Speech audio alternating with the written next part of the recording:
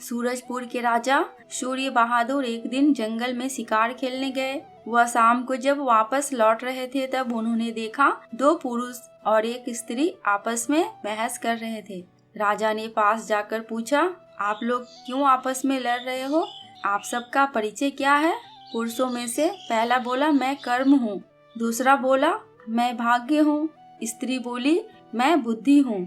बुद्धि बोली, हमारे झगड़े का कारण है कि हम सब में सर्वश्रेष्ठ कौन है? राजा ने कहा, तो यह बात थी आप सबके झगड़े की? तीनों ने कहा, अब आप ही बताइए हम तीनों में सर्वश्रेष्ठ कौन है? राजा ने कहा, ये तो मैं अभी नहीं बताऊंगा, पहले मैं तुम सबको आजमा कर देखूंगा।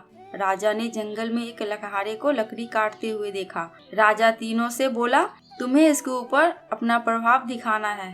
तीनों ने कहा, ठीक है। राजा ने कर्म से कहा, आज से तुम अपना प्रभाव दिखाना शुरू कर दो। 1 हफ्ते बाद इसी जगह फिर मिलेंगे। कर्म ने लकहारे पे अपना प्रभाव दिखाना शुरू कर दिया। लकहारा अपने उत्साह से लकड़ी काटता था। लकड़ी इतनी ज्यादा होती थी कि वह एक बार में नहीं ले जा पाता। लकहारा जब पहले से ज्यादा लकड़ी काटने लगा तो कर्म खुश हो गया। लकहारा बेचारा जब लकड़ी रख कर दूसरे बार आता तो लकड़ी ना पाता, क्योंकि उसकी लकड़ी दूसरा उठा ले जाता।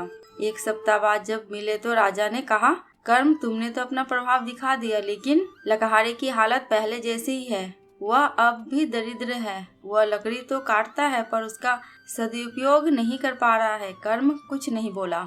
राजा ने कहा, भाग्य, अब आज से तुम्हारी बारी है। हम सब 1 सप्ताह बाद यहीं मिलेंगे। भाग्य ने अपना प्रभाव दिखाना शुरू कर दिया। लकहारा अब कर्म को छोड़कर भाग्य के भरोसे रहने लगा। वह आलसी हो गया था। वह सोचने लगा, भाग्य में होगा तो वह अपना जीवन अवश्य सुखपूर्वक बिताएगा। भाग्य ने लकहारे का साथ भी दिया। वो लकड़ी काटने नहीं जाता पर उसे उतना धन मिल जाता था जितना उसे लकड़ी काटने पर मिलता था। यह देखकर भाग्य बहुत खुश हुआ।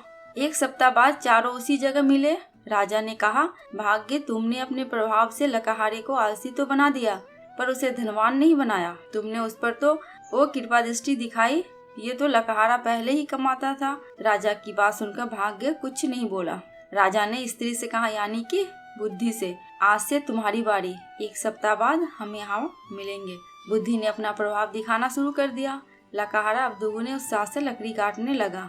उसने आलस छोड़ दिया था। उसने अब लकड़ी ढोने के लिए बैलगाड़ी भी लाना शुरू कर दिया था। वह सारी लकड़ी बैलगाड़ी में भरकर बाजार ले जाने लगा, जिससे वह ज्यादा धन कमाने लगा और सप्ताह भर बाद ही उसकी हालत पहले से अच्छी हो गई।